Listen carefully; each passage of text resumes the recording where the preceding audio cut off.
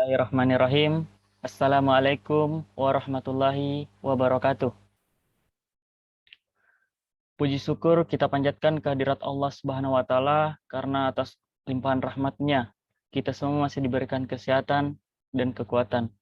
Terutama kepada pribadi saya yang masih diberikan kesempatan untuk mempresentasikan konsep dasar aljabar. Sebelum itu, perkenalkan nama saya Rafli dengan nomor stambuk 2120421062. Tugas ini adalah tugas 1 mata kuliah kalkulus dengan prodi Teknik Kimia Universitas Fajar.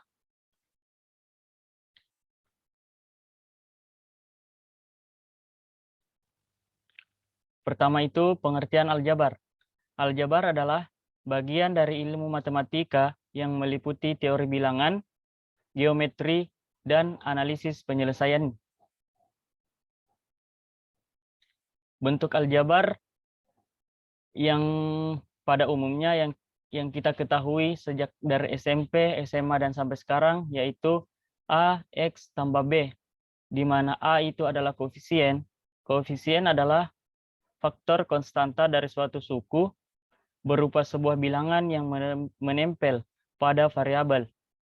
Dan X itu adalah peubah atau variabel, yaitu suatu simbol huruf yang digunakan untuk menggantikan suatu nilai yang bersifat tidak tetap, dapat berubah-ubah tergantung persamaan yang memuatnya. Karena X itu adalah variabel, maka X-nya kita dapat mengganti dengan huruf abjad lainnya. B itu adalah konstanta.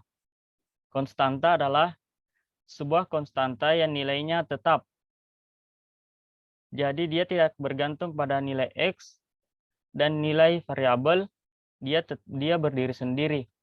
Contohnya, contoh bentuk aljabar. 2X tambah 5, di mana 2 adalah koefisien, X adalah variabel, dan 5 adalah konstanta. Sifat-sifat operasi penjumlahan dan perkalian pada bilangan rasional. Pertama, tertutup, yaitu hasil operasi anggota bilangan rasional yang merupakan bilangan rasional. Maksudnya bagaimana? Ketika kita mempunyai dua bilangan yang kita operasikan, hasilnya adalah bilangan rasional. Contoh, yang kita operasikan itu bilangan rasional. 1 ditambah 2 sama dengan 3. 1 dan 2 adalah bilangan rasional, dan hasil penjumlahannya juga bilangan rasional.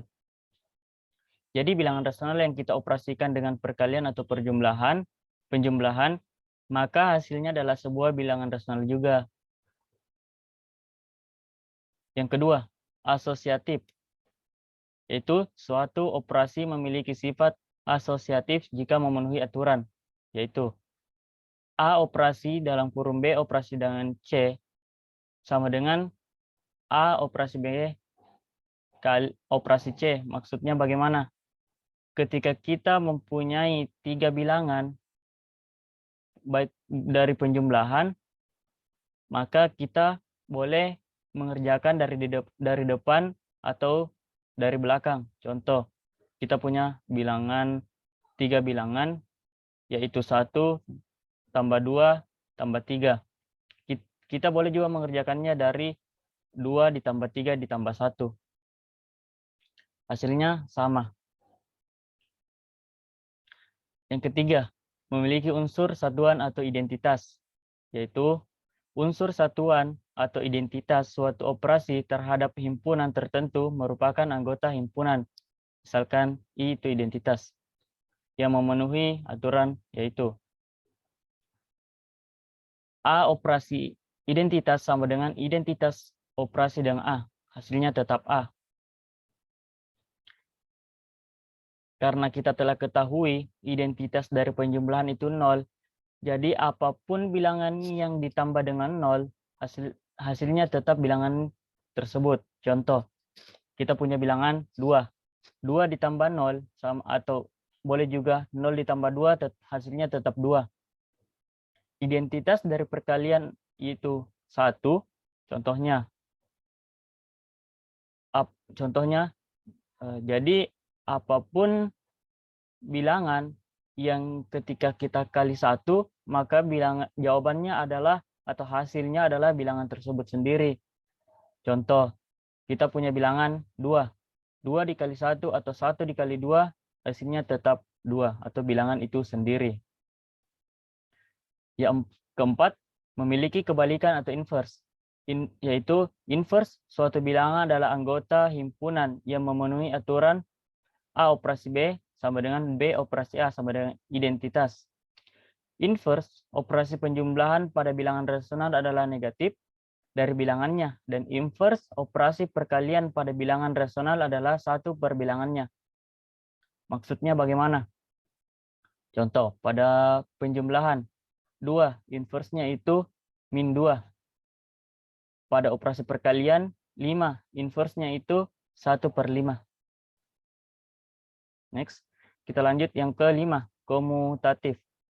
Yaitu suatu operasi terhadap himpunan tertentu memiliki sifat komutatif jika memenuhi aturan A operasi B sama dengan B operasi A. Pada operasi penjumlahan dan perkalian terhadap bilangan rasional berlaku sifat komutatif. Contohnya, penjumlahan 1 ditambah 2 hasilnya adalah 2, 2 ditambah 1 hasilnya adalah 2. Jadi, ketika kita mempunyai 2 bilangan penjumlahan, kita boleh membalik, atau misalkan kita punya bilangan 2 ditambah 5, kita boleh balik 5 ditambah 2, hasilnya tetap sama. Pada perkalian, 1 ditambah 3, sama halnya kita menulis 3 kali 1, hasilnya tetap 3. Next. Kita lanjut yang keenam, distributif, yaitu 2 operasi, misalnya perkalian terhadap penjumlahan, memiliki sifat distributif jika memenuhi aturan berikut. A kali dalam kurung B ditambah C, kita dapat menulisnya A kali B ditambah A kali C. Sifat ini mempermudah kita dalam menyelesaikan sebuah soal dalam matematika. Contohnya yang kita sering temui itu pada sifatnya A kali B ditambah A kali C. Jadi, untuk mempermudah, kita keluarkan A dan kita dalam kurungkan B ditambah C, agar pengoperasian kita atau pengerjaan kita lebih cepat. Contohnya, 2 dikali dalam kurung 3 ditambah 5, yaitu kita bisa mengkali masukkan. Yang pertama itu 2 dikali 3 ditambah 2 dikali 5. Jadi kita dapat 6 ditambah 10, yaitu 16. Adapun istilah-istilah yang sering kita jumpai di aljabar. Yang pertama itu persamaan. Persamaan adalah kalimat matematika yang memiliki peubah atau variabel serta memiliki tanda sama dengan. Misalkan, 2x tambah 3 sama dengan 5. Itu persamaan. Cara penyelesaiannya, kita boleh plus 3-nya ini kita pindahkan ke ruas kedua. Karena dia adalah plus 3, maka ketika dia pindah ke ruas kedua, maka dia menjadi negatif. Jadi kita boleh tulis 2x tambah 2x sama dengan 5 kurang 3. 2x sama dengan 2. Karena kita carinya x nilai x, maka 2x-nya itu, 2-nya itu kita pindahkan ke belakang. Karena 2x itu adalah perkalian 2 kali. Jadi ketika 2-nya kita pindahkan ke belakang atau ke ruas kedua, maka dia jadi per. Jadi x sama dengan 2 per 2. Hasilnya adalah 1. Yang kedua, himpunan penyelesaian persamaan, yaitu nilai peubah yang memuat persamaan tersebut menjadi benar. Tujuannya untuk apa? Tujuan dari penyelesaian persamaan itu adalah untuk mencari nilai x yang memenuhi persamaan tersebut. sehingga menjadi kalimat matematika yang benar. Contohnya, 2x tambah 4 sama dengan 0. Di sini ada dua cara. Kita boleh menggunakan cara yang pertama, 3x-nya kita pindahkan ke belakang menjadi min, atau kita boleh plus 4 itu kita inverskan. Kita inverskan, jadi 2x tambah 4 sama dengan 0. Kita ingin menghilangkan plus 4 ini. Dengan caranya bagaimana? Kita telah ketahui tadi, kalau inverse dari penjumlahan itu adalah min dari bilangannya. Jadi kita punya min plus 4, jadi inverse-nya itu min 4. Karena kita di sini mengurang di ruas pertama kita dikurang 4, maka di ruas kedua juga harus begitu. Jadi kita mendapatkan 2x sama dengan min 4. Karena 4 ditambah min 4 itu habis, dan yang ke ruas kedua itu 0 ditambah min 4 itu hasilnya min 4.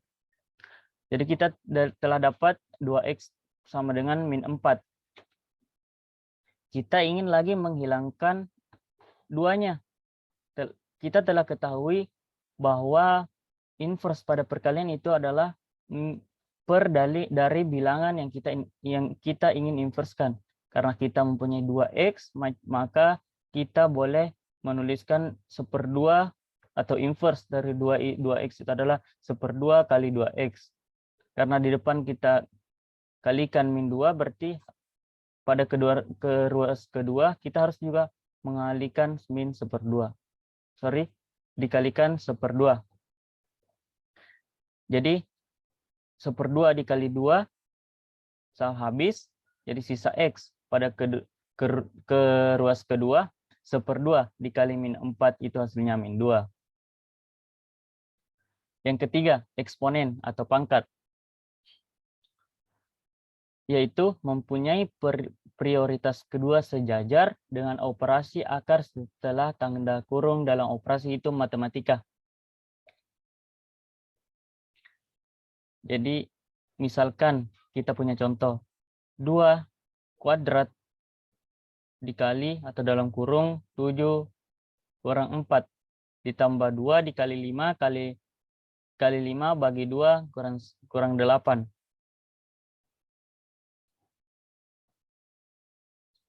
Jadi kita harus kerjakan yang dalam kurung dulu. Jadi 7 kurang 4 itu adalah 3. Setelah kita kerjakan itu, kita berpindah mengerjakan pangkat atau kuadratnya. 2 pangkat 2 itu adalah 4. Jadi setelah itu kita boleh kerjakan yang kali. Kita boleh kerjakan 4 kali 3 itu 12. Setelah itu 2 kali 5 adalah 10. Nah, setelah ini kita kerjakan yang bagi. 10 bagi 5 itu ada 10 bagi 2 itu adalah 5. Nah, setelah ada penjumlahan dan pengurangan, kita kerjakan dari depan saja. 12 tambah 5 kurang 8 yaitu 9. Jadi kalau ada sederetan operasi dalam matematis, maka urutan yang harus kita kerjakan paling dahulu adalah dalam kurung. Setelah kurungnya selesai, prioritas kedua yaitu eksponen atau pangkat. Setelah itu kita mengerjakan kabataku, yaitu kali bagi tambah kurang. Yang keempat yaitu suku. Suku adalah total elemen yang dimuat oleh suatu bentuk aljabar yang dipisahkan oleh operasi penjumlahan, pengurangan, perkalian, dan pembagian pembagian. Contohnya 3x tambah 1 itu mempunyai 2 suku. Suku pertama itu 3x, suku kedua itu 1. 4, contoh kedua, 4 kuadrat x ditambah 3 x kurang 1 itu mempunyai 3 suku. Yang pertama itu 4 kuadrat x, yang suku kedua itu 3x, suku ketiga itu 1. Suku itu terbagi dua. Ada dua jenis, yaitu yang pertama, suku tak sejenis adalah suku yang tidak mempunyai variabel yang sama. Contohnya, X kuadrat dengan X. Ini variabel berbeda karena mempunyai pangkat yang berbeda. Maka dari itu kita tidak boleh mengoperasikannya. Suku sejenis adalah suku yang mempunyai variabel dengan pangkat yang sama. Contohnya, 3X ditambah 2X sama dengan 5X. Karena variabelnya sama-sama X, maka koefisiennya itu kita bisa jumlahkan menjadi 5X.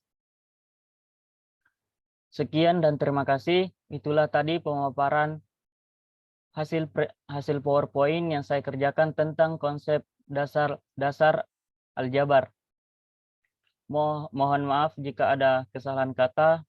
Mohon maaf jika ada salah dari penjelasan saya. Sekian, terima kasih. Assalamualaikum warahmatullahi wabarakatuh.